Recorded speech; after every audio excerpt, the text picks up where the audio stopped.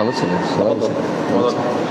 এটা দিয়েছিলাম এক পাশে নাম এটা কি দিয়েছিলাম রাখো এটা ফাঁকা রাখো নিচে এইখানে এইখানে হ্যাঁ এইখানে ঠিক আছে ও দেখতে পাচ্ছে না তো বলো আলহামদুলিল্লাহ বিসমিল্লাহির রহমানির রহিম আলহামদুলিল্লাহি রাব্বিল আলামিন ওয়াসসালাতু ওয়াসসালামু আলা আশরাফিল আমবিয়া ওয়াল মুরসালিন নবিয়িনা মুহাম্মদ ওয়া আলা আলিহি ওয়া আসহাবিহি আজমাইন ওয়া বাদ। আলহামদুলিল্লাহ, আমরা গত দর্শের শেষের দিকে আসছি। আমরা কিছু উপর দর্শ দিচ্ছিলাম, মনে আছে? ঈমান বির রসুল। প্রথমে ঈমান বির রসুল আলোচনা এসে মুহাম্মদ রাসূলুল্লাহ সাল্লাল্লাহু আলাইহি ওয়াসাল্লামের বৈশিষ্ট্য আলোচনা করেছি। এই বৈশিষ্ট্যগুলো রাসূলের একান্ত, দুনিয়া এবং আখিরাত, এগুলো আলোচনা করেছি। এরপরে দুনিয়া এবং আখিরাত রাসূলুল্লাহ সাল্লাল্লাহু আলাইহি ওয়াসাল্লামের সাথে অন্যান্য নবীরও জড়িত, সেটা উল্লেখ করেছি। কিছু বৈশিষ্ট্য আছে, আর কিছু বৈশিষ্ট্য আছে যেগুলো পুরোটাই রাসূলুল্লাহ সাল্লাল্লাহু আলাইহি ওয়াসাল্লামের জন্য খাস আখিরাতে, এটা আলোচনা করেছি। সবসময় আমরা আলোচনা করছিলাম যে বেদাতীদের নিকট, যারা বাড়াবাড়ি করে, তাদের নিকট রাসূলুল্লাহ সাল্লাল্লাহু আলাইহি ওয়াসাল্লাম কিছু বৈশিষ্ট্য আছে। এর মধ্যে তারা কি বলছিল? যে রাসূলুল্লাহ সাল্লাল্লাহু আলাইহি ওয়াসাল্লাম নূরের তৈরি। এটা আমরা গত দর্শে শুনেছিলাম বিষয়টা বিস্তারিত। যারা রাসূলুল্লাহ সাল্লাল্লাহু আলাইহি ওয়াসাল্লামকে নূরের তৈরি বলে, তারা কি করে? সরাসরি কোরআন এবং সুন্নাহর বিরোধিতা করে, কোরআন এবং সুন্নাহর বিরোধিতা করে। কারণ আপনারা জানেন যে রাসূলের হাত থেকে রক্ত বের হয়েছে, রাসূলের দাঁত রক্তাক্ত হয়েছে, মাথার শিরস্থান কেটে গেছে, রক্ত বের হয়েছে। নূরের তো রক্ত নাই ভাই, কথা বুঝুন তো। নূরের তো রক্তের মশলা আসতেছে না। এবং কোরআনে আল্লাহ বলছে, বাশার, আপনি হচ্ছেন মানুষ। বাশার তো মানুষ, আপনি হচ্ছেন মানুষ। মানুষ মানে হচ্ছে কার সন্তান? আদম সন্তান। আদম হচ্ছে মাটির তৈরি। সুতরাং আমরা মাটির তৈরি না, আদম তো মাটির তৈরি। বুঝে আসছে? কোরআনে বহুবার সেটা বলেছে, হাদিসে বলা আছে বহুবার।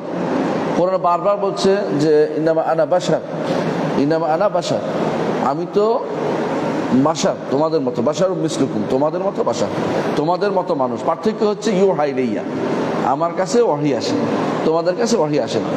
এর চেয়ে অতিরিক্ত বাড়াবাড়ি করা যাবে না। হ্যাঁ, যোগ্যতা সম্পন্নকে আল্লাহ ওহী দেয়, যোগ্যতা সম্পন্নকে আল্লাহ ওহী দেয়। এটা আহলুস সুন্নাহ ওয়াল জামাতের আকীদা হচ্ছে যে আল্লাহ শুধু আল্লাহ তাকে দিয়েছে এটা বললে হবে না, বলতে হবে তারও যোগ্যতা আল্লাহ, তার মধ্যে আল্লাহ যোগ্যতা দিয়েছে, তারপর এটা দিয়েছে। অর্থাৎ কি, নবুয়ত একদল আছে মনে করে নবুয়ত কষ্ট করে অর্জন করা যায়। এরা কারা? ফালাসিফা। তারা মনে করে নিজেরা যদি কোনো মুকাশাফা চিন্তা করতে করতে করতে করতে নবুয়ত অর্জন করা যায়। এই জন্য তারা ধ্যান, এখনো ওই দার্শনিক যে সমস্ত আছে, সুফি আছে, ওরা দেখবেন যে কোথাও কোনো গর্তে বসে চিন্তা করতেছে, কোনো কবরে বসে চিন্তা করতেছে। তারা মনে করে এইভাবে চিন্তা করলে বোধহয় নবুয়ত পাওয়া যায়। নাউজুবিল্লাহ, কখনো তা না, এটা এক বাড়াবাড়ি। আরেক গ্রুপ আছে মনে করতেছে নবুয়ত হচ্ছে, আরেক গ্রুপ হচ্ছে মনে করছে নবুয়ত হচ্ছে শুধুমাত্র আল্লাহর ইচ্ছা, ব্যক্তির যোগ্যতা থাকা জরুরি না। এটা বাড়াবো। এটা কারা বলে? আশারি মাতুরিদিরা এটা বলে, ব্যক্তির যোগ্যতা থাকা জরুরি না, বরং নবুয়ত হচ্ছে আল্লাহর একান্ত চয়েস। আমরা বলি, আহলুস সুন্নাহ ওয়াল জামাত বলি, নবুয়ত হচ্ছে আল্লাহর একান্ত চয়েস, ঠিক আছে, কিন্তু ব্যক্তিটাও যোগ্য হতে হয়, কারণ আল্লাহ তাকে সেইভাবে তৈরি করেন নবুয়ত দেওয়ার আগ থেকেই। এই জন্য কোরআনে কারিমে আল্লাহ উল্লেখ করেছেন যে ওয়ালিতুসনা আলা আইনি। কাকে উল্লেখ করে? কাকে বলছেন? মুসা আলাইহিস সালামকে, যে আপনাকে আমরা আমাদের চোখের সামনে এইভাবে বড় করে তুলেছি। ঠিক মুহাম্মদ রাসূলুল্লাহ সাল্লাল্লাহু আলাইহি ওয়াসাল্লামকে আল্লাহ তাআলা এই আরবদের পঙ্কিল সমাজে, আরবদের এই নাফাক সমাজের ভিতরে তাকে একদম স্বচ্ছ মানুষ হিসেবে আল্লাহ তৈরি করেছে। সারা জীবন তিনি ভালো কাজের মধ্যে ছিলেন। তার ভালো কাজগুলির কথা আপনাদের কি মনে আছে? যখন খাদিজা রাদিয়াল্লাহু আনহার কাছে এসেছিলেন রাসূলুল্লাহ সাল্লাল্লাহু আলাইহি ওয়াসাল্লাম, ইয়ারজুফু ফুয়াদু, তার শরীর কাঁপছিল। জিবরিল যখন তাকে 3 বার ধরেছিলেন, এসে বললেন যে আল্লাহ শপথ করে বলছি, আমার নিজের ব্যাপারে ভয় করতেছে, আমার তার বাঁচি কিনা। তখন খাদিজা রাদিয়াল্লাহু আনহা কি বলেছিলেন? ওয়াল্লাহি লা ইউখজিক আল্লাহু আবাদা, আল্লাহ শপথ করছি, বলছি আল্লাহ আপনাকে কখনো অপমান করবেন না। কেন? কয়েকটা হাদিস, বুখারীতে আসছে হাদিসটা, ইন্নাকা লা তাসিলুর রাহিম, আপনি আত্মীয়তার সম্পর্ক বজায় রাখেন। তাহলে ছোটকাল থেকে আত্মীয়তার সম্পর্ক বজায় রাখা এটা ভালো গুণ। ওয়া তাহমিলুল কাল্লা, যা বোঝা বইতে পারে না তার বোঝা বইয়ে দেন। এটা দুটো অর্থ, একটা হচ্ছে পরিবার চালাতে পারে না তার জন্য আপনি পরিবারের পয়সার ব্যবস্থা করেন, আরেক অর্থ হচ্ছে আসলেই বোঝা, কেউ বোঝা বইতে পারতেছে না, রসুল এটা নিতে আপনি পারছেন আমি পৌঁছাই দিই, এরকম এরকম আপনি জনহিতৈষী মানুষ, গণহিতৈষী মানুষ। তাহমিলুল কাল্লা এবং ওয়া তুকরি দাইফা, এবং আপনি মেহমানদারি করেন, আপনি মেহমানদারি করেন। তো রাসূলুল্লাহ সাল্লাল্লাহু আলাইহি ওয়াসাল্লাম আরেকটি বৈশিষ্ট্য হচ্ছে যে তিনি মেহমানদারি করতেন। আর মেহমানদারি করা এটা খুব সোজা জিনিস, বড় জিনিস, বড় জিনিস। ওয়া তুকরি দাইফা ওয়া তুইনু আলা নওয়াইবিল হক, যাদের হক নষ্ট হয়েছে হক পাওয়ার ব্যাপারে আপনি দৌড়ান। কেউ কারো হক মেরে নিছে, এটা হতে পারে না, আমরা পক্ষে নিচ্ছি, কেন আপনি হক নেবেন, এভাবে তাকে বের করে রাসূলুল্লাহ সাল্লাল্লাহু আলাইহি ওয়াসাল্লাম এটা করতেন। বোঝা গেল যে রাসূলুল্লাহ সাল্লাল্লাহু আলাইহি ওয়াসাল্লাম এবারে নবুয়তের আগ থেকে তার এই বৈশিষ্ট্যগুলো ছিল। তো নবুয়ত তাহলে কিছু বৈশিষ্ট্যের অধিকারী থাকার পরে আল্লাহর পক্ষ থেকে সেখানে দান, এটা হচ্ছে আহলুস সুন্নাহ ওয়াল জামাতের আকীদা। শুধুমাত্র আল্লাহর ইচ্ছা একটা, এটা বড় নবীরও কি আছে, বৈশিষ্ট্য আছে। প্রত্যেক নবীকে আল্লাহ সেভাবে তৈরি করেছেন। কারণ বড় হলে কি করতো মানুষ, তোমাকে গতকাল চুরি করছো তুমি আজকে তুমি নবী হইতেছ, গতকাল তুমি মিছা কথা কইছো আজকে তুমি নবী হইতেছ, হ্যাঁ কইতো না? এইটাই এই জন্য ওখানে আরেকটা আছে ওয়াতাসদুকুল হাদিস, আপনি সত্য কথা বলেন। রাসূলুল্লাহ সাল্লাল্লাহু আলাইহি ওয়াসাল্লাম অনেকগুলো নবুয়তের যে বৈশিষ্ট্যগুলো নবুয়তের আগ থেকেই এগুলি তার মধ্যে ছিল, আল্লাহ তাআলাও তাকে পছন্দ করেছেন। এটা হচ্ছে আহলুস সুন্নাহ ওয়াল জামাতের আকীদা ও বিশ্বাস। তো সেই হিসাবে এইগুলি আমরা বলি, কিন্তু কেউ কিছু মানুষ বাড়াবাড়ি করতে করতে রসুলের সত্তা বাড়াইতে বাড়াইতে তাকে কি বানাইছে, ফেরেশতা নূরের তৈরি বানাইছে, তারপরে নূর আল্লাহর নূর বানাইছে, শেষে আল্লাহর নূর না, শেষে বলে যে নূর আরশি ওয়া সাল্লাল্লাহু আলা খায়রি খালকি নূর আরশি। দেখুন কেউ কেউ দোয়া করতেছে, বেশিরভাগ মানুষ হুজুর দোয়া করে, জানেও না নূর আরশি বলা জায়েজ নাই।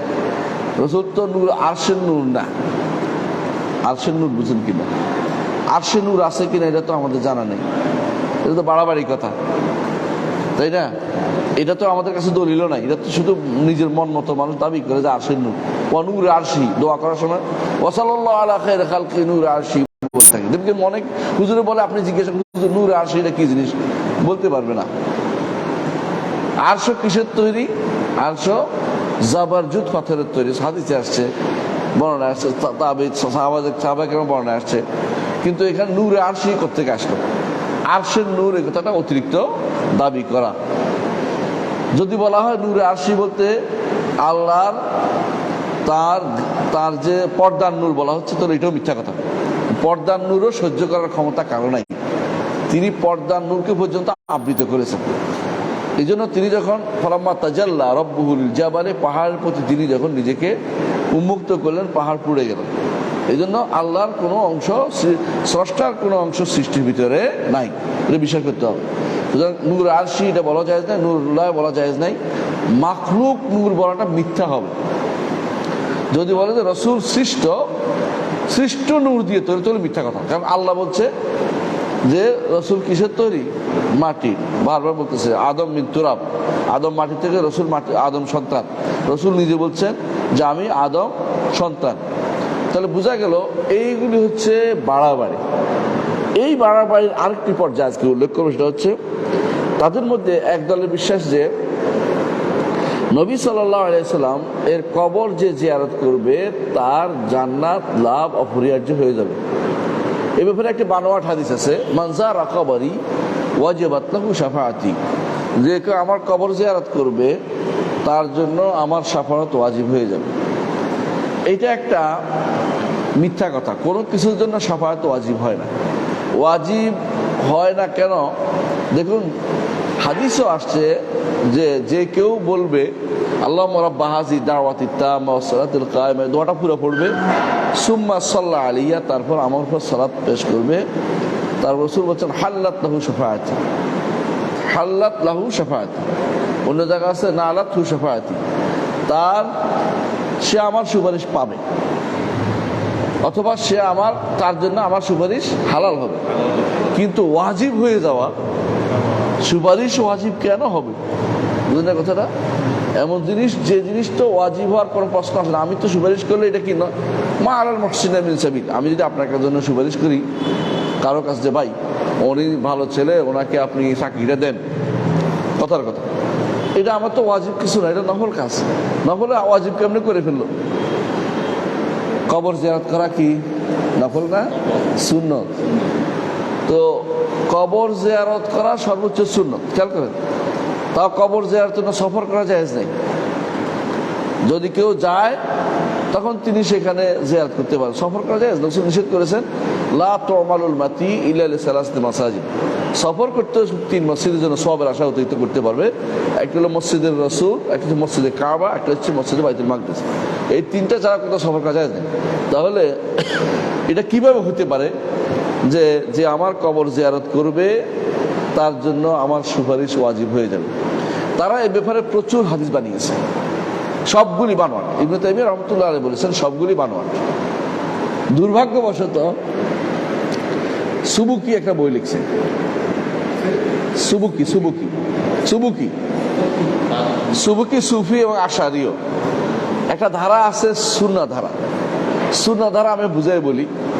শাইখুল ইসলাম মুহাম্মদ বিন আব্দুল ওয়াহাব, ইমাম ইবনে রাজব, ইবনে কাসির, ইবনে আবিল ইজ্জ আল হানাফি, ইবনে কাসির, জাহাবি, ইবনুল কাইয়িম, হ্যাঁ, ইবনে আব্দুল হাদি, ইবনে তাইমিয়া, তার উপর দিয়ে উঠলে ইবনে আব্দুল বার, এরা হচ্ছে সুন্নি ধারার মানুষ, আলেম। এরপর মুহাদ্দিসিন 6 জন, ইমামরা 4 জন। এইভাবে এই সুন্নি ধারার আলেম একটা সিরিয়াল আছে, এগুলো প্রখ্যাত আলেমদের একটা বই। এর সূরাধারার একটা আছে, সূরাধারা বুঝলেন কি, যারা বেদাত প্রবর্তন করছে যোগ্য যোগ্য, এদেরও কিছু একটা সিরিয়াল আছে। ওই সিরিয়ালের মধ্যে দুর্ভাগ্যবশত পড়ছে ইমাম সুয়ুতি, বুঝছেন তো? উনি দুর্ভাগ্যবশত প্রচুর পরিমাণে সুফি ধারার জিনিসপত্র তিনি প্রচুর পরিমাণে তিনি রটাইছে, চালু করছে তার হাউইল ফিল ফাতাউই বইয়ের মধ্যে। এই বই যে একবার পড়বেন বলবেন যে আরে সব বেদাত ঠিক, নাউযুবিল্লাহ। এমনকি মৌলুদের উপরে কেউ কেউ বই লিখছে, মৌলুদের উপরে বই লিখেছে। এটা হলো সুফি ধারা, বেদাতি ধারা। এটা কি বেদাতি ধারা? এর বাইরে আরো আছে, উপরের দিকে উঠলে একটা একজন আছে, নাম হচ্ছে, না এর নিচে, সুয়ুতির নিচে, হাইতামি, হাইতামি, হ্যাঁ, ইবনে হাজার হাইতামি না, ইবনে হাজার হাইতামি, তা দিয়ে, তা হাইতামি না, তা না, হাইতামি যেটা, ওইটাও বেদাতি ধারা, ওইটাও বেদাতি ধারা। আরেকটা আছে নাভানি, তকরিউদ্দিন নাভানি, এটাও বেদাতি ধারা, নাভানি, নাভানি, হ্যাঁ নাভানি। আরেকটা হচ্ছে বেদাতি ধারার মধ্যে আছে জারকানি, জারকানি, জারকানি, জারকানি, জারকানি, বেদাতি ধারা। বেদাতি ধারার মধ্যে আরেকটা আছে মাওয়াহিবুল লুদুনিয়ার লেখক, হ্যাঁ, কাস্তাল্লানি, কাস্তাল্লানি, কাস্তাল্লানি। তো এদের আবার এই বেদাতি ধারার মধ্যে একজন হচ্ছে সুবুকি, বাপ বেটা 2 জন, আব্দুল ওয়াহাব, তাজউদ্দিন আব্দুল ওয়াহাব সুবুকি, তকিউদ্দিন আর সুবুকি, বাপ বেটা 2 জনে বেদাতি ধারা। ইবনে তাইমিয়া রাহমাতুল্লাহ আলাইহি যে যুগে আসছেন সেই যুগে এরাও ছিল। ইবনে তাইমিয়া তাদেরকে তাওহীদের দিকে রাখতো, আর এরা তাদেরকে সুফিবাদ এবং পচা বানোয়াট হাদিস দিয়ে ডাকতো। ইবনে তাইমিয়া যখন বললেন যে কবর জিয়ারত ওয়াজিব করা সংক্রান্ত কোনো হাদিস শুদ্ধ নাই, তখন বই লিখলো, তো সুবুকি বই লিখলো যে শাওয়াহিদুল হক ফিল ইস্তিগাসাতি বিসাইয়্যিদিল খালক। নাউযুবিল্লাহ, ইস্তিগাসা চলে গেছে, কোথায় চলে গেছে? কি আল্লাহ সাইয়্যিদ রাসূলুল্লাহ উদ্ধার কামনা করতে, শিরক করে, বুঝলেন? এরা এই পদ্ধতি মানুষ, এরা আশারি একদিক থেকে, একদিক সুফি। ইবনে তাইমিয়ার ছাত্র ইবনে আব্দুল হাদি, উনি ইবনুল কাইয়িম, এটা তো মুহাদ্দিস বিখ্যাত। ইবনে আব্দুল হাদি তখন একটা বই লিখলেন, আসসারিমুল মুনকি ফির রাদ্দ আলা সুবুকি। সরের অর্থ হচ্ছে তরবারি, মুনকি অর্থ হচ্ছে শেষ করে ফেলে, মানে যে তরবারি মানে শেষ, মানে কাজ কাটা কাটা শেষ করে, কুটি কাটা শেষ করে, এরকম আসসারিমুল মুনকি ফির রাদ্দ আলা সুবুকি। ফিরাদ আলা সুবুকি। তো এইটা হচ্ছে ইবনে তাইমিয়ার ছাত্রদের কাজ। কেউ ওনার ওস্তাদের বিরুদ্ধে কথা বললে কোনোদিন ছাড়ে না। ইবনে তাইমিয়া রহমতুল্লাহ আলাইহি তার বই লিখেছে, আল্লাহ তাআলা সম্পর্কে বই লিখেছে, কোথায় আছে বুঝে আসছে। ইবনে তাইমিয়া রহমতুল্লাহ আলাইহি বিস্তারিত আলোচনা করেছিলেন তার ইয়ার মধ্যে, ফতোয়ার মধ্যে, হ্যাঁ হামাউইয়ার মধ্যে। এইটার বিরুদ্ধে অনেকেই উল্টাপাল্টা করছে। ইবনে তাইমিয়ার জবাব এতরাদাতুল হামাউইয়া, জবাবুল ফতোয়া আল মিসরিয়া আলা এতরাদাতুল হামাউইয়া। কি করছে, মিশরে ওরা আশারি মাতুরিদের লোক জোগাড় করছে। লোক জোগাড় করে ইবনে তাইমিয়ার বিরুদ্ধে কেমনে লিখতে পারে অনেক এতরাদ নিয়ে আসছে। ইবনে তাইমিয়া এতরাদ জবাব দিচ্ছে। জবাব দেওয়ার পরে তার ছাত্ররা দেখছে যে ওস্তাদের পক্ষ থেকে প্রতিরোধ করতে হয়, এটা হক না হক কাজ না। তোর প্রত্যেকেই বই লিখছে। জাহাবির দুইটা লিখছে, একটা হচ্ছে আল আরশ, আল আরশ কিতাবুল আরশ, আরেকটা হচ্ছে আল উলু, আল উলু। ইবনে তাইমিয়া ইবনুল কাইয়িম একটা লিখছে, নাম দিছে ইজতিমাউল জুয়ুশুল ইসলামিয়া ফির রাদ্দ আলা গাজওয়াল মুআত্তালাতিল জাহমিয়া। اجتماع الجيوش الإسلامية في الرد على في غزو معطلة الجهمية। এই বিশাল বই। এই বইটা শুধু একটা মাসআলার উপরে, সেটা কি উলুউল্লাহ আলা খালকি। যেমন এগুলিও উলুউল্লাহ আলা খালকির উপরে লিখছে, আল্লাহর আরশের উপরে লিখছে। ইবনে আব্দুল হাদি বলে আমিও এটা লিখছি, তিনি লিখছেন এই জন্য আল ইস্তিওয়া আল আরশ, এটার উপরে বই লিখছে, এই নামে বই লিখছেন উনি একটা ছোট বই। তো বোঝা গেল ছাত্ররা ওস্তাদের এলেমকে, সঠিক এলেমকে ধারার একটা পদ্ধতি আছে, ঠিক এর বিপরীতে দাঁড়াইছে আশারি মাতুরিদের সবসময়। দাঁড়াইয়ে তারা এই রদ করার জন্য চেষ্টা করছে, কিন্তু কানাতে হয় সখরাতিন ইয়াউমান লিইউহিনহা ফালাম ইউহিন ওয়া আওহা কারনাহুল ওয়াইল। কবি বলতেছেন এক ছাগল যাচ্ছিল, বন্য ছাগল, বন্য ছাগল চিনেননি? ওয়াইল, ওয়াইল, হ্যাঁ ওয়াইল, ওয়াইল। বন্য ছাগলটা অনেকটা আমাদের হরিণের মতো, যেগুলো লম্বা লম্বা শিং হয় না, গারল, গারল, গারল, ঠিক। এখন এইটা কি করছে, দেখছে যে সামনে পাহাড়, পাহাড়টা দেখে সে কি করছে, শিং দিয়ে বলে শিং দিয়ে গুতাইয়ে, তার শিং বিশাল মনে করছে তার শিং বুঝি কত বড়, শিং দিয়ে গুতিয়ে গুতিয়ে সে পাহাড় টলাতে চাচ্ছে। পাহাড় কি আর জায়গা থেকে টলে, কি হলো, শিংটাই ভেঙে গেছে। তো কবি কবিতা লিখছে কানাতে হয় সখরাতিন ইয়াউমান লিইউহিনহা ফালাম ইউহিন ওয়া আওহা কারনাহুল ওয়াইল। ওয়াইল তার করণে হারাই ফেলছে, কারণ করণ শেষ। তো এরা কি করছে, তাদের সন্দেহ নিয়ে এসে সবসময় বই লেখার চেষ্টা করেছে। তা আহলুস সুন্নাত ওয়াল জামাতের কাছে এরা কিছুই না, কারণ তার কাছে একটা কথা মনে রাখবে, ইবনে তাইমিয়া বলেছেন একটা কথা, বেদাতীরা কখনো সঠিক দলিল দিতে পারবে না, আনবে বানোয়ার দলিল অথবা দুর্বল, সহি দলিল দিতে পারবে না। আর যদি কোনোদিন কোনো সহি দলিল নিয়ে আসে, সেই সহি দলিলের ভিতরে তার কথার রদ থাকবে, তার কথাকে রিপোর্ট করা থাকবে, প্রত্যাখ্যান করা থাকবে। কারণ আল্লাহর কোরআন এবং রসুলের হাদিস কখনো হকের বাইরে যেতে পারে না, তাকে হকের পক্ষে যাবে সেটা। এই পর্যন্ত আমার জীবনে দেখা কেউ তার একটা সহি হাদিস আনতে পারে না। তো এইখানেও কবর জিয়ারতের ক্ষেত্রে ওরা কি করছে, বাড়াবাড়ি করে বলছে রসুলের কবর জিয়ারতের জন্য যে যাবে তার জন্য রসুলের সুপারিশ ওয়াজিব হয়ে যাবে। আরে ও সুপারিশ নিজেই তো ওয়াজিব না, তুমি ওয়াজিব হয়ে যাওয়া কেন বলতেছ, বুঝলেন না? আপনার আমি যদি বলি যে ব্যক্তি হজ করবে সে স্বীকার করা ওয়াজিব হয়ে যাবে, হাস্যকর হবে না? স্বীকার তো ওয়াজিব না, সে তো জায়েজ জিনিস। তো ওয়াজিব কেন বলছেন, যে আল্লাহ তাআলা বলছে ওয়াইজা হালালতুম ফাসতাদু, যখন হালাল হইবা তখন স্বীকার করবা। আর আমর লিল উজুব, আমর ওয়াজিব বুঝায়। সুতরাং কেউ যখন মাথা কামাবে হজ বা উমরাতে, তখন কোথাও একটা স্বীকার করতে হইব, না তার হজ উমরা হচ্ছে না, হবে না কিটা না, কারণ মিথ্যা কথা বলছে। আগেও তো ওয়াজিব ছিল না, এটা শরীয়তের ফাহা, এটা বুঝায় না, তুমি ভুল বুঝছো, বুঝে আসছে কথাটা। তো এরা যেটা করেছে, একদম বানোয়ার হাদিস দিয়ে ভর্তি করে বই লিখছে। আর এটার জবাব দিয়েছে কে, তারই ছাত্র ইবনে আব্দুল হাদি জবাব দিয়েছেন, নাম দিয়েছেন আস-সারিমুল মুনকি ফির রাদ্দ আলা সুবুকি। এই বইটা আমার কাছে আছে। তো এটা তাকমেলাও করছে আলহামদুলিল্লাহ, আজিজ ফাকির তাকমেলাও করছে, খুব আলেম ভালো। এটা আলহামদুলিল্লাহ এখন সাফা আছে, নেটে পাওয়া যায়, ফ্রি পাওয়া যায়, আপনারা এখানে পড়তে পারবেন। এটা যে হাদিসের ছাত্র যারা, তাদের জন্য এটা বেশি জরুরি, তারা বুঝতে পারবে, অন্যরা এটা বুঝবেন না। কারণ তিনি হাদিসের কেন দুর্বল, কেন বানোয়াট, এটা একটা একটা করে বের করে দেখিয়ে দিয়েছে। এ হচ্ছে ইবনে আব্দুল হাদ।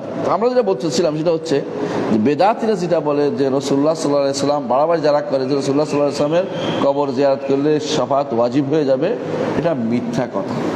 কবর জিয়ারতের জন্য রাসূল উৎসাহ দেন নাই, বুঝে আসছে? সমস্ত কবরের মতোই একটা কবর রাসূলের, বুঝে আসছে? কি রাসূল ভিন্ন জিনিস, কিন্তু কবর জিয়ারতের ব্যাপারে আপনি আপনার বাবার কবর জিয়ারত করলে যেটা, রাসূলের কবর জিয়ারত করলে সেটা, কোনো পার্থক্য নেই। কবর জিয়ারতের কি ফায়দা বলেন তো, কি বলতে পারবেন? এক নম্বর হচ্ছে মৃত্যুকে স্মরণ করে, আরেকটা কি আখিরাতকে স্মরণ করিয়ে দেয়, দুনিয়া বিমুখ করে এবং সুন্নত আদায় হয়। সুন্নত আদায়, বুঝে আসছে? সব সুন্নত আদায়, সুন্নতটা আদায়। কবর জিয়ারতের নিষিদ্ধ কবর জিয়ারত কোনটা? islamhouse.com এরকম একটা বই আছে যে কবর জিয়ারতের বৈধ অবৈধ কবর জিয়ারত, এই জাতীয়। নিষিদ্ধ কবর জিয়ারত কোনটা? যদি আপনার উদ্দেশ্য হয় যে কিছু পাবো, ওখানে গেলে আল্লাহ দিবে, তোলে নিষিদ্ধ, এটা গুনার কাজ, হারাম, এবং এটা ছোট শিরক। আর যদি মনে করেন কবরওয়ালার সামান্যতম একটু এর সাথে জড়িত আছে, তাহলে এটা কি হবে? বড় শিরক হবে। কারণ কবরওয়ালা আপনার কিছু করতে পারে না। আল্লাহ বলছে যে ইন্নাকা লা তুসমু আনতা বিমুসমিন মান ফিল কুবুর, কবরে যারা আছে তাদেরকে আপনি শোনাতে পারবেন না। এর অর্থ হচ্ছে কবরে যারা আছে তাদেরকে শোনাতে হইলে আল্লাহ শোনাবে, আর যদি না শোনাইতে হয় তাও আল্লাহ বন্ধ করে রাখবে, আপনি ইচ্ছা করলে শোনাতে পারবেন না। আচ্ছা, আপনি একটু চিন্তা করেন তো, দুনিয়ার বুকে কেউ দরজা জানলা বন্ধ করে চিৎকার করলে সব বন্ধ, বাইরে কি শোনা যায়? শোনা যায়। এখন দুনিয়ার বুকে এটা মাটির নিচ থেকে, বিশ্বাস করেন মাটির নিচে কিছু উপরে আসে না, সবচেয়ে শক্তিশালী বাধা হচ্ছে মাটি, মাটির নিচে কিছু উপরে আসে না। সুতরাং আপনি যে কি বলছেন, মাটির নিচে পৌঁছছে কিনা? এটা পৌঁছে না। যদি পৌঁছাইতে কে পৌঁছাবে? আল্লাহ। আর জবাব যদি দিতে হয় কে করা দিবেন? আল্লাহ মনে করে দিবেন। আমি যদি কোনো কবর কাছে বদ্ধ কবর কাছে বলি আমার সালাম দিলে আসসালামু আলাইকুম রহমতুল্লাহ, ভিতরে গেছে কিনা কে দায়িত্ব বলবে? আল্লাহ পৌঁছানোর দায়িত্ব নিয়েছিল। কিন্তু ইচ্ছা করলেও আমি এই তো এতগুলি মাটি ভেদ করে নিচে যাইয়া আমি এটা পৌঁছাতে সক্ষম হব না। যদি কেউ বলে যে আমি শুনতেছি, পরীক্ষা করে দেখুন, একটা কবর দিয়ে ভিতরে বসে উপর থেকে চিল্লে তো কি শোনা যায়? কিছুই শোনা যায় না। আজকাল তো জানালা বন্ধ করে দিলে শোনা যায় না, গাড়ি দেখছেন না, সাউন্ড প্রুফ হয়ে গেছে। মাটি ভেদ করে উঠতে পারে না, কিছুই উঠতে পারে না। এগুলি তো ছিদ্র কিছু থাকে বলেই চিৎকার করলে বাইরে শোনা যায়। তাহলে আলাকুল হাল যেটা বলছিলাম, রাসূলুল্লাহ সাল্লাল্লাহু আলাইহি সাল্লামের কবর জিয়ারত করলে সুপারিশ, ঠিক আছে, ভালো হয়েছে, সমস্যা নেই, বসো সমস্যা দিও না। মুহাম্মদ রাসূলুল্লাহ সাল্লাল্লাহু আলাইহি ওয়াসাল্লাম কবর জিয়ারত করলে সুপারিশ ওয়াজিব হয়ে যাবে, এরকম কোনো হাদিস শুদ্ধ নাই। কারণ এটা আগাগোড়ায় একটা ভুল এবং এটা বেদাতীদের কথা। বেদাতীরা এগুলি দিয়ে জনগণকে তোমার দিকে টেকে আনতে, তোমার নিজের দিকে ডেকে আনতে পারে, বুঝলেন? কারণ এটা আবেগিকতা। আবেগ হলে রসুল দরকার, রসুল আমার, এই রসুল আমার, সে কান্নাকাটি করে, দেখছেন না? হ্যাঁ, তারপরে রসুলের জন্য গান গাইতে শিরিক করতেছে, আছে না? আছে। রসুল, হে রসুল ডাকতেছে, জায়েজ আছে? জায়েজ নাই তো, বুঝে আসছে? রসুল জানি না তোমার রসুল আমাকে, রসুল যে এরকম প্রত্যেকটা ডাকে জায়েজ নাই। কারণ এই নুদবা, এই নিদা উপস্থিত কাউকে করতে, অথবা দোয়ার মধ্যে থাকতে হবে। দোয়াটা কোথায় আছে? যেমন আমরা শেষ বইটা কিন্তু দোয়ার মধ্যে আছে, অথবা আত্মাহিয়ার মধ্যে আছে। দোয়া রসুল এভাবে শিক্ষা দিচ্ছে, এটা অর্থ ডাকা নয়, এটা হচ্ছে স্মরণ করা যে রসুলের কথা মনে করছি। কিন্তু বাইরে যেটা আপনি করছেন ডাকা হয়ে যায়। এই জন্য রাসূলদের ডাকে, যারা ডাকে গান গায়, এগুলো সবগুলি শিরকি পর্যায়ে পড়ে, অথবা কবিরা গুনার পর্যায়ে। কিন্তু এগুলি একটাও জায়েজ নেই, কারণ এগুলি আল্লাহ তাআলা একটা শিক্ষা দেন আমাদেরকে। রসুল আমাদেরকে এভাবে শিক্ষা দেননি যে আমাকে ডেকে তোমরা দোয়া করো, বা এইভাবে ডেকে তোমরা কিছু বলো। আমাদের সমাজ হচ্ছে আবেগী সমাজের বড় সমস্যা হচ্ছে তারা, আপনি যতই বলেন না কেন, তার আবেগটাকে সে প্রাধান্য বেশি দিবে। তাহলে আপনার যদি মহব্বত না থাকে আপনি মহব্বত না করতে পারেন। আমরা রসুল মহব্বত করি, আল্লাহ সুবহানাল্লাহ। মহব্বত তো তুমি মিথ্যা কথা দিলে হবে না। আমি যদি বলি আপনার নাম কি, হ্যাঁ হ্যাঁ শরীফ হোসেন নূরের তৈরি, দেখি ওর মহব্বতের কিছু হইল? এটা আবেগিক কথা, মিশা কথা, তাই না? আমি যদি বলি শরীফ হোসেন পিএইচডি পাস করে এসছে, মিশা কথা হলো না? এটা কি তার সম্মান হইলো? মিশা কথা সম্মান তৈরি করা যায়? বুঝে আসছে কথা? তার যেটা হক এটা বলেন, বলেন যে শরীফ হোসেন যেন তেন ছেলে না, ইউনিভার্সিটির ছাত্র, ভার্সিটির ছাত্র, তাই না? এরকম বললে অন্তত তার মর্যাদা ঠিক আছে, তাই না? আরও বলতে পারেন শরীফ হোসেন তেমন ছিল না, দাড়ি রাখছে, দেখেন কি সুন্দর দাড়ি, সুন্নাহ মোতাবেক দাড়িটা তার আছে। হ্যাঁ এটা হক, হকটা বলেন, তাই না? এখন যদি বলেন শরীফ হোসেন তিনি যেমন তেমন না, তার যক্ষা রোগ আছে, তিনি ভালো করলেন, আপনি তার খারাপ করলেন, বুঝলেন না কথাটা? এক বেটা বিয়ে করাতে নিচ্ছে ছেলেরে, তো একজনে বলছে তুই বাড়াই বাড়াই করিস সব কিছু, তুই বলতেছে ছেলে 2টা গাড়ি, কি 2টা গাড়ি? আমরা জানেন না ছেলে 6টা গাড়ি। তো ছেলে এটা শুনে কুক করে কাশি দিয়ে উঠছে, জিনিসটা তো 6টা গাড়ি, তার গাড়ি নেই আসলে। তো বলতেছে ছেলের মধ্যে কাশি, কনা না কি কন যক্ষা করে, বাবা যক্ষা তো মেয়ে বিয়ে দিব না, বিয়েটাই ভেঙে গেল। মিশা কথা করে আনবিব, বুঝলেন না কথাটা? মিশা কথা করে রসুলটা বানাইছে কি নূরের তৈরি, এরপরে বানাইছে কি রসুলের কবর জিয়ারত করলে কি হবে? শাফাআত ওয়াজিব হয়ে যাবে। এইটা একদম বানোয়াট কথা। এইটা যারা বলেছে এরা, এই মানুষগুলো এখন এই জন্য কবর যাওয়ার জন্য কাঁদে, ডেকে নাও ইয়া রাসূলুল্লাহ বলেন, অনেক গান দেখবেন এগুলি অধিকাংশ শিরকি গান।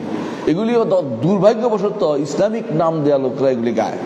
এগুলি কিছু বলতে গেলে আমি দোষী, আমি দোষী থাকি, কিন্তু আপনার হকটা জেনে নেন। আমি নির্দোষ হতে চেষ্টা করতেছি না, হকটা জেনে নেন যে রাসূলুল্লাহ সাল্লাল্লাহু আলাইহি ওয়াসাল্লামের কবর জিয়ারতের জন্য সফর করা জায়েজ নাই। সফর করবেন মসজিদে নববী জিয়ারতের জন্য, এরপরে কবর জিয়ারত করবেন, এটা হচ্ছে শরীয়তের বিধান। শুধু কবর জিয়ারতের জন্য কোনো সফর ইসলামে জায়েজ নাই। সেখানে কিভাবে হতে পারে, কিভাবে এটা হতে পারে যে কবর জিয়ারত করলে হ্যাঁ শাফাআত ওয়াজিব হয়ে যাবে? এগুলি হচ্ছে বানোয়াট হাদিস। ইবনে তাইমিয়া রাহমাতুল্লাহ আলাইহি বহুত আগে আমাদেরকে এটা জানিয়ে দিয়েছেন, বুঝা যাচ্ছে? সুতরাং কোনো কবর জিয়ারত করলে শাফাআত ওয়াজিব হয় না, বরং কবর জিয়ারতের সুন্নাহ মোতাবেক। কবর জিয়ারত কখনো সুন্নাহ হয়, কখনো ছোট শিরিক হয়, কখনো বড় শিরিক হয়ে যায়, কখনো সুন্নাহ হয়। সুন্নাহ হয় যদি এটা হয় আমরা বলেছি, আর বড় শিরিক কখনো হবে যখন এটা মনে করা হয় যে আমার উদ্দেশ্য সাধনে তার সামান্যতম কি আছে, একটু কন্ট্রিবিউশন আছে, তখন কি হয়ে যাবে? বড় শিরিক, ঈমান চলে যাবে, ঈমান চলে যাবে। আর আমাদের দেশে তো বেশিরভাগ মানুষই হ্যাঁ ওয়াজ শাহজালাল কাছে যায়।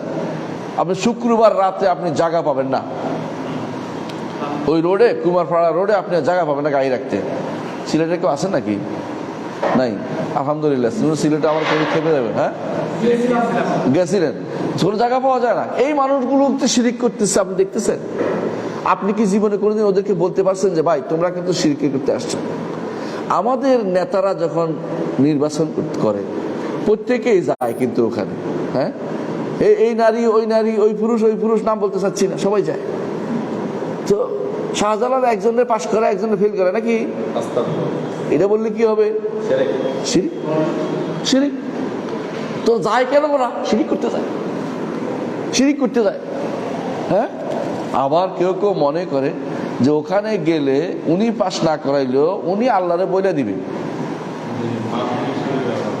হ্যাঁ, উনি আল্লাহরে বলে দিবেন। আপনি যে বলছেন আপনারটা উনি শুনছে কিনা? 2 নম্বর, উনি যে আল্লাহরে বলে দিবে এটা আপনি কোথায় পাইছেন? উনি আল্লাহরে বলে দিবে এটা আপনি কোথায় পাইছেন? এইগুলি তো শিরকি কারবার এখানে চালু হয়। আপনি তারা ডাকতেছেন, এই ডাকা তো নিষিদ্ধ। আপনি যদি বলেন যে খাজারের তোর দরবারে কেউ ফিরে না খালি হাতে, তো আপনি অন্যায় করতেছেন না? শিরিক হলো না? শিরিক হলো এটা।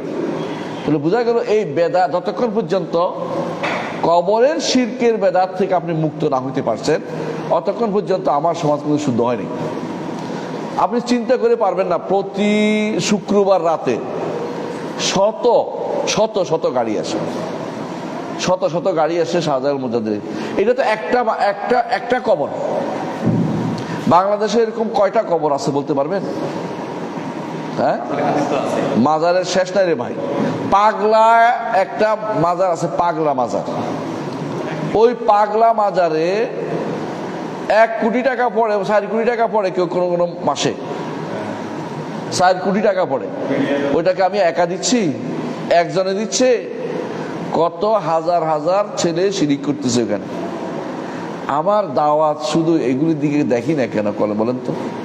কারণ আমি তাওহীদের গুরুত্ব বুঝি না, আমি ঈমানের গুরুত্ব বুঝি নাই, আমি বুঝি নাই যে শিরিক কত ভয়াবহ। আমি বুঝছি আমার অধিকার আদায় করে নিতে হবে, আমি বুঝছি যে আমাকে ক্ষমতায় যেতে হবে, এটা বুঝছি। কিন্তু আমি বুঝি নাই যে আমার ভাই শিরকে আছে, আমি বুঝি নাই যে আমি শিরকে লিপ্ত আছি, এটা বুঝি। অধিকাংশ যারা গান গায়, ইসলামিস্ট বলে ওদের, গজল গায়। আপনি কি জানেন গজল গাওয়া জায়েজ নাই? গজল অর্থ কি বুঝেন? নারীদের কোনো কিছু নিয়ে কথা বলার নাম হচ্ছে গজল। নারীর শরীরের এটা এরকম, নাক এরকম, হ্যাঁ, কোমর এরকম, এগুলো গজল গাওয়া পারছে। হ্যাঁ, এখন ইসলাম বলতেছি তো, গজল গায়, একটা গজল গাইবে আর হুজুরে বসাই রেখে, হুজুর বসে একটা গজল গাইবে। পাংশা নিয়ে গেছে আমার কথা বলতে, আমি না, আমার এখানে কোনো গজল চলে না, আমি কথা বলবো, দূর করে দিছি। আরো আনছে মেয়ে একটা, কয় গজল গাইবে। আর কি গাবো রে, কয় আমাদের ছাত্রী হলে কি হয়েছে, ও এখানে গজল গাইবে কি জন্য, তো তারাই দিচ্ছি যে এরকম আছে।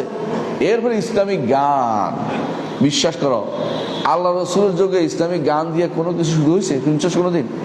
রসুল বলে নাই, কোনোদিন বলছে এই আমরা এখন একটা বৈঠক শুরু করবো, ইসলামিক গান গাইবে কে বলছে? এটা কোথেকে আসছে জানো? সামা সুফি, সুফিদের সামা বলে এটাকে। সুফিরা তাদের যতক্ষণ পর্যন্ত শ্যামার গান, শ্যামা সঙ্গীত কয় না, শ্যাম সঙ্গীত, ও সুফিদের একটা শ্যাম সঙ্গীত আছে, ওইটা না গাইলে তাদের ইয়া আসে না, জজবা আসে না। জজবা যতক্ষণ না আসে তখন তারা কি করতে পারে, লাফাইয়ে লাফাইয়ে পড়তে পারে না। ওইটা আসার জন্য আমাদের দেশে এখন সুর দেয় এক হুজুরে, ওনাকে বলা হয় যে সুর সম্রাট হুজুর। হ্যাঁ, ওনার নাম আছে একটা, কি হ্যাঁ, সুর সম্রাট হুজুর একটা আছে। না না বুঝছি, এটা তো হলো গানের, আমি গানের বলছি না, ওয়াজের মধ্যে না। হ্যাঁ, কুয়া কুয়া, ওনাকে বলা হয় যে, আরেক নাম আছে, আরবি নাম আছে ওনা। তো এরকম কিছু মানুষ আছে, এরা যখন চিৎকার করে ওইটা মানুষের মনের ভিতরে, ব্রেনের ভিতরে ওই সুরটা আঘাত করে। বাঁশির সুরে মেয়েরা পাগল হয় কেন? তার বাঁশির সুরটা এত আকর্ষণীয় যে মেয়েদের ব্রেনের মধ্যে এটা একটা প্রভাব ফেলে, তখন মেয়েরা পাগল হয়ে চলে আসে রাস্তার মধ্যে। বুঝে আসছে? কৃষ্ণ কেন বাঁশি বাজাইতো? রাধাকে পাগল করার জন্য। বুঝলেন কথাটা? জাম্বুর জানাবির বলে এগুলোকে। সুরটা হচ্ছে জগতের সবচেয়ে মারাত্মক আকৃষ্টকারী জিনিস। এই সুরটা যে যত সুন্দর করে গাইতে পারবে তত বেশি পাগল বানিয়ে দিবে তখন। এখনো তাই হয়, সুরের পাগল মানুষ। এখন যারা ওয়াজ শুনে বেশিরভাগ সুরে, বেশিরভাগ সুর শুনতে শুনতে, এমনকি কোরআনকে যদি আপনি সুন্দর করে পড়তে পারেন সেটাও কিন্তু পাগল করে মানুষকে, করে না? ঠিক অনুরূপভাবে একটা সাধারণ কথাকে সুর দিয়ে বলেন, দেখবেন বহু মানুষ খাচ্ছে, আপনারটা কেউ শুনতেছে না। আপনার একই কথা আপনি বলবেন, আমারটা কেউ শুনবে না। কিন্তু ধরেন ধরে আনেন একজনকে, হ্যাঁ, যে সুদ দিতে পারে, তার কারণে লাফাইয়ে উঠে গেছে, 3 জন ধরে, 4 জন ধরে উপর থেকে টানতেছে, নামাইতেছে, প্যান্ডেলে উঠে যাচ্ছে। সুরের পাগল, এটা অন্য কিছু না, সুরের পাগল। বুঝছেন না কথাটা? তো সুরের এই জিনিসটা মানুষের ব্রেনে কিন্তু আঘাত করে। একটা ছোট্ট জিনিসও একটা সুন্দর করে বলতে পারলে আঘাত করে। এই জন্য হাদিসে বলছে ইন্না মিনাল বায়ান লা শায়রান, কোনো কোনো বর্ণার মধ্যে জাদু আছে, জাদু কাজ করে। এবং রাসূলুল্লাহ সাল্লাল্লাহু আলাইহি ওয়াসাল্লাম বলেছেন লাআল্লা বা'দাকুম আলহানা মিন বা'দিন ইন্নামা আনা বাশার, আমি তোমাদের মতো একজন মানুষ, তোমরা আমার কাছে মোকদ্দমা নিয়ে আসো, মামলা নিয়ে আসো। তোমাদের কেউ সুন্দর করে বলতে পারে আর কেউ সুন্দর করে বলতে পারে না। যে সুন্দর করে বলতে পারে তার বিচার করে দেই, অনেক সময় তার পক্ষে আমি বিচার করি। রসুল, এটা হাদিস বলতেছি আমি, রসুল বলতেছেন যদি এরকম কারো বিচার হয়ে যায় আর ভুল হয়ে যায়, সেজন্য জেনে রাখে সে জ্বলন্ত অঙ্গার, অর্থাৎ কি আগুন নিয়েছে, আগুন, আমি তারা আগুন দিলাম, জাহান্নাম দিন, জাহান্নামের টুকরে না দিন লোক। রসুল আসলাম সাবধান করেছেন। কারণ মানুষ সাধারণত এখনো কোর্টেও যে সুন্দর করে তুলে ধরতে পারে, হ্যাঁ, তাদেরটাই বেশি প্রাধান্য পেয়ে যাচ্ছে। যে উঠাইতে পারে না তার কথা প্রাধান্য পাচ্ছে না। গানের ক্ষেত্রেও তাই, ঠিক কোরআন পড়া বলেন অথবা যারা গায় শ্যামা বলে, আব্দুল কাদের জিলানী রহমতুল্লাহ আলাই, তার এখানে সামা কম ছিল, তবে সামা ছিল। যুগে যুগে সুফিরা সামাতে খুব অভ্যস্ত, এমন সময় চিৎকার করে উঠবে আর নতুন নতুন কথা বের হবে, এই শয়তানে আনি দে তখন। তো এই শয়তানে এনে দে। রসুল কোনোদিন জীবনে কোনোদিন সুরের কাজ করেন নাই, সাহাবায়ে কেরাম এটা করেন নাই। কিন্তু উপমহাদেশে কেন হলো? উপমহাদেশে সবচেয়ে বেশি সুর পাগল করেছে খাজা মঈনুদ্দিন চিশতি সানজাই রহমতুল্লাহ আলাইহি। খাজা মঈনুদ্দিন চিশতি সানজাই রহমতুল্লাহ আলাইহি তিনি শামা গান শুনতেন। শামা গান, শ্যাম গান ছাড়া তার কোনো আসতো না, জজবা আসতো না। তার অধীনস্থ সবাই গান গায় জন্য টুন টুন টুন টুন যারা করে সবগুলি দেখবেন যে অমুক অমুক চিশতি, দেখবেন তো অমুক সব চিশতি, মানে যারা এই গানের ভিতরে তাদের নেয় তার সবগুলি চিশতি, ওরাও চিশতি। কারণ তাদের নেতা ততক্ষণ পর্যন্ত গান গাইতে গাইতে চুর না হবে ততক্ষণ পর্যন্ত কিছু আসতো না। সেটার এখন পর্যন্ত ধারাবাহিকতা হচ্ছে গান। এই জন্য সুরেলা বাচ্চাদেরকে গান গাওয়ায় আকাম কুকাম করার জন্য। আবার নারীদেরকে নিয়ে আসে, নারীরা যে সুর গাইতে পারে তাদের দিয়ে গান গাওয়ায়। সুরেলা কেউ গাইতে পারে, সুর না হলে তখন তবলা বাঁধা শুরু করে দেয়, যে সুর বাড়বে, যতক্ষণ সুর না হবে ততক্ষণ তাদের মধ্যে কিছু আসে না। এগুলি সবই হচ্ছে বেদাতীদের কারণ। বুঝে আসছে কথাটা? আমাদের সমাজে যারা এই গান চালু করেছে এগুলি আল্লাহে বিল্লাহে তাল্লাহে হারাম কাজ করছে। এই গানের দিয়ে ইসলামের কোনো উপকার হবে না। ইসলাম কোনোদিন গান দিয়ে উপকৃত হয় না। রাসূলুল্লাহ সাল্লাল্লাহু আলাইহি ওয়াসাল্লাম কোনো জীবনে কোনোদিন বলেন নাই ও আমার এই গানটাকে গেয়ে তুমি মানুষদেরকে ডেকে আনো, তিনি বলেন নাই। বরং হ্যাঁ, রাসূল কোরআনকে শুনেছে সুন্দর করে। একটা যদি কেউ কোরআনকে যদি কোনো নিজের শোনার জন্য বানিয়ে নিতে পারে, হকের উপর আছে। এর বাইরে অন্যরা যারা আজ আবাবিল, কাউকাবিল, কত রকমের নাম দিচ্ছে, নাম বলতে চাই না, বুঝেন তো, হ্যাঁ, বুলবুলি, কত রকমের শিল্প গোষ্ঠী না শিল্পী গোষ্ঠী, হ্যাঁ শিল্পী গোষ্ঠী আছে, শিল্প রসিকের বাদ দীর্ঘের বাদ গেছে আর কি। এগুলি সবগুলি শয়তান। এদের জীবন চরিত্র নিয়ে একটু চিন্তা করেন। এগুলি কোরআন পড়ে না, আমি লিখে দিলাম কোরআন পড়ে না। এগুলি সবসময় গান গেয়ে থাকে এবং এদের চরিত্রের মধ্যে ধস আছে, মারাত্মক ধস। ভালো করে খোঁজ নেন এরা যে কি করে। কারণ হচ্ছে এরপরে এই যে আকর্ষণীয় গান গাইবে না, এরপরে বিকর্ষণ হবে। নারী পুরুষ, হ্যাঁ, বিশেষ করে যে সমস্ত বাচ্চাদের দাড়ি উঠে নাই ওদের প্রতি আকর্ষণ আসবে। আর এরপরে এরা পরস্পরের মধ্যে যে আকাম কুকামগুলি করে সবগুলি বিখ্যাত ঘটনা।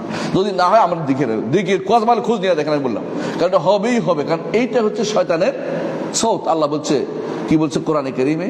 দেখেন কোরআনে কারীম আল্লাহ বলে দিয়েছে, কি বলছেন? ওয়াগদুদ আলাইহিম, হ্যাঁ বলছে ওয়াজরিব আলাইহিম বিসাউতিকা, তাদেরকে তোমার আওয়াজ দিয়ে তুমি কাছে টানো। শয়তানের আওয়াজ আর কিছু না, বাঁশির সুর এবং এই গানের সুর, এই গজলের সুর, এগুলি। এমনকি তারা এখন কি করেছে, একটা সময় ছিল কবরের কথা বলতো, কি কবর আমাকে ডাকছে, কবর আমার যেতে হবে, এগুলো তো সাধারণ কথা। এখন এগুলি পছন্দ হচ্ছে না। এখন পছন্দ হচ্ছে গানের সুরটাকে নকল করিয়া তাহারা গজল বানাইয়াছে, বুঝছেন তো? এবং সেই গজল দিয়ে তারা মানুষকে পাগল বানাচ্ছে। কোন ইসলাম এটা? কে তোমাকে এটা শিক্ষা দিল? কোথায় এটা সিস্টেম ছিল? হ্যাঁ, ইসলামী সঙ্গীত কথাটাই ভুল, বুঝেছে? সঙ্গীত বলতে কোনো কিছু ইসলামে নাই। তবে আমি বলি, যদি কেউ রসুলের জন্য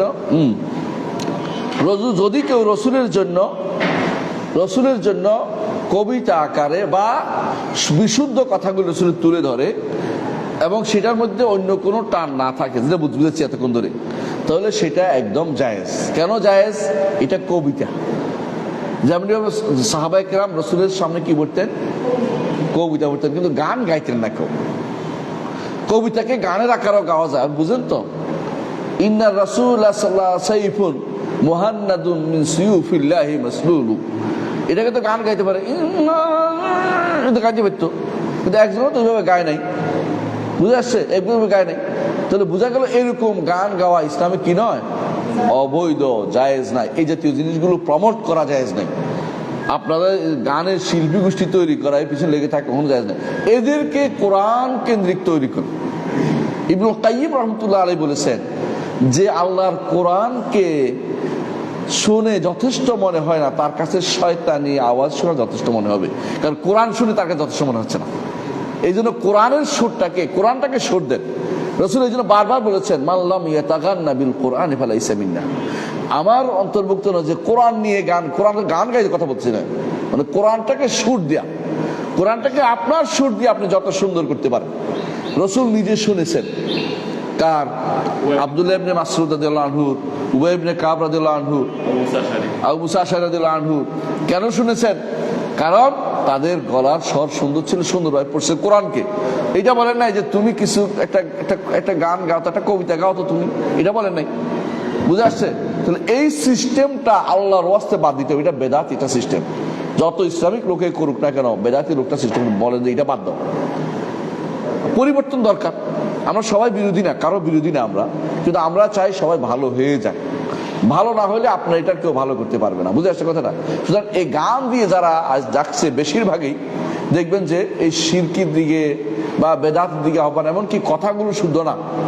যেমন বলতেছে, ফুল ফুটে হেসে বলে ইয়া রাসূলুল্লাহ, ঠিক কিনা কথাটা? আছে কিনা গান একটা? এটা কি সত্য কথা? একটা ফুল ফুটে কি বলে ইয়া রাসূলুল্লাহ বলে? মিশা কথা না এটা? পাখি গান গায় ডাকে বলে ইয়া রাসূলুল্লাহ, পাখি গান গায় ডাকে ইয়া রাসূল। সত্য নাকি কথাটা? একটা পুরো মিশা কথা, পুরো মিশা কথা। আমি গেলাম যে ইয়াতে জামিয়া সালাফিয়া রাজশাহীতে ওয়াজ করতে, বুঝছেন তো? আমার আগে একজন রয়েছে, উনি একটু জাগরণী গান গাইব, জাগরণ। তো ওখানে গান গাইতেছে, আল্লাহর হামদ করতেছে, বুঝছেন তো? আল্লাহর হামদের মধ্যে আছে, যদি কোনোদিন পথ ভুলে যাই হাত ছাড়ি দিয়ে দেখো আমায়, না কি জানি ভুলে গেছি আমি, হ্যাঁ, কাছে ডেকে নিও। যাকে আমি তো ভুলে পারি না। তা আমি তো অর্থ দিয়ে খেয়াল করছি, আমি তো আর গানের দিকে খেয়াল, শুরু দিকে না। পরে আমি তার গান গাওয়ার পরে বললাম, আচ্ছা আল্লাহ হাত ছানি কেমনে দিবে বল? হাত ছানি বুঝো? হাতের দ্বিতীয় ভাঙ্গা প্রাণী, এটা ভাঙ্গা করা, হাত ভেঙে। মহিলারা কি করে, জামাই বউ এরকম করে আসার জন্য, বুঝলেন, দেখা সাক্ষাৎ না করতে পারবে। তো ওইরকম ছেলে মেয়েরা এরকম দুষ্টামি করে, এটা ধরে আল্লাহ তুমি এটা বানাইছো, তো আস্থা করলাম তুমি একটু গাইছিস, তুমি তো এটা গাইছো, কারণ আমি এটা গাই না। তুমি বলছো হাত ছানিয়ে দিয়ে দেখো, আমার আল্লাহ তোর হাত ছানিয়ে দিবে, তোর কোন জায়গায় হচ্ছে রে? হ্যাঁ, যাই যাচ্ছে কথা বলা যায় দিব। তো বুঝে দেখো যে তুমি কি বলতেছ, তোমার মুখ থেকে কি বের হচ্ছে, এটা তো বুঝার দরকার আছে। যারা বলল যে ব্যক্তি রসুলের কবর জিয়ারত করবে তার শাফাআত ওয়াজিব হয়ে যাবে, এটা একটা মিথ্যা কথা বলছে। কারণ রসুলের উপর ওয়াজিব করার দায়িত্ব আপনাকে কে দিল? রসুল নিজে ওয়াজিব করে নাই। মানজারা কবর ওয়াজিব, কবর জিয়ারতের সুন্নাত তরিকাতে আদায় করা দরকার। কবর জিয়ারতের অতিরিক্ত কি জিনিস ফায়দা আছে? রসুলের কবরের অতিরিক্ত ফায়দাটা কি? আমাকে জিয়ারতের অতিরিক্ত ফায়দাটা কি আমাকে বলেন? একটা ফায়দা আছে, সেটা কি? একটা হাদিস আছে, যে ব্যক্তি আমার কবরের কাছে জবাব দেয়, আমি সালাম দেয়, আমি জবাব দিই, সালামের জবাব। আর দূরে দিলে ফেরেশতারা আমার কাছে পৌঁছায়। এছাড়া অতিরিক্ত কিচ্ছু নেই। ওখানে যাই যে আপনি যা বলেন ওইটা যে রাসূলুল্লাহ সাল্লাল্লাহু আলাইহি ওয়াসাল্লাম শোনে, এমন দলিল আপনাকে দিতে হবে। রাসূলের শোনেন, আর আপনি জানেন না রাসূলের কবরটা কত দূরে, অনেক বেড়া। ওই যে দেখছেন এখান থেকে কত ফুট দরজা? 15 ফুট। 15 ফুটের পরে যাইয়া একটা দাঁড় করে রাখছে, ওয়ালের পরে দাঁড়ায় কারা? পুলিশের পরে দাঁড়ায়, এখানে কিয়া দেয়, কার্পেট দিছে। ওখান থেকে রসুলের কবর হচ্ছে এখানে, বুঝে আসছে? ওখানে মাটির নিচে 3 হাত, এর বাইরে 3টা ওয়াল। আপনি বুঝছেন তো? 3টা ওয়াল মাটির নিচে, বুঝছেন তো কত হাত? বুঝছেন তো? এরপরে 3টা ওয়াল, 3টা ওয়ালের পরে এখানে 20 হাতের মতো দূরত্ব। আপনার ওইখান থেকে কি শুনতেছে? কে শুনেছে? আপনার সালাম ফেরেশতাই পৌঁছাচ্ছে। কবরের কাছে যাওয়ার ক্ষমতা আপনার হয় নাই। কবর কাছে যাইতে পারে না, কারণ সব বন্ধ। গেলে তো চিন্তা করি বসবে, এই জন্য ঢুকতে দেওয়া হয় না, বহু আগ থেকে এটা বন্ধ করা আছে। সুতরাং আমরা যারা যে এই যে একটা ভুল মিথ্যাচার চালু হয়েছে, যে মিথ্যা একটা দাবি করলাম যে রসুল হচ্ছেন কিসের তৈরি, নূরের তৈরি, আবার চালু করলাম যে রসুলের কবর জিয়ারত করলে শাফাত ওয়াজিব হয়ে যাবে, এগুলি পুরাই মিথ্যা। মিথ্যার কারণগুলি আপনাকে বুঝিয়ে বললাম, আশা করি বুঝতে পারছেন। ইনশাল্লাহ আমরা আমাদের আজকে আলোচনার পরে আবার আলোচনা আমরা রমজানের পরে হবে, রমজানের মধ্যে আর হচ্ছে না ইনশাল্লাহ। এরকম সোমবারে আমরা আরো কিছু এরকম যে সমস্ত ভুল, যে সমস্ত রসুলের উপরে মিথ্যা যে সমস্ত কথাগুলো তারা চালু করেছে, এগুলো একটা একটা করে আলোচনা করে আমরা বলবো। আপনাদের মধ্যে পড়ে আসেন এই বিষয়টা, যেমন আমরা যেটা বলেছি আপনারাও দেখে আসবেন যে এটা আসলে কিছু আছে কিনা, কোথাও দলিল হিসাবে বিস্তারিত শুদ্ধ আছে কিনা। দেখবেন যে সবই হচ্ছে বানোয়াট, এখানে শুদ্ধ হাদিস একটাও নাই যে ওয়াজিব হয়ে যাবে এমন সমস্ত হাদিস বানোয়াট। রসুলের উপরে কবর জিয়ারত করলেই তার সুপারিশ ওয়াজিব হয়ে যাবে, এটা বানোয়াট কথা। ঠিক আছে, আসসালামু আলাইকুম রহমতুল্লাহ বরকাতুহু।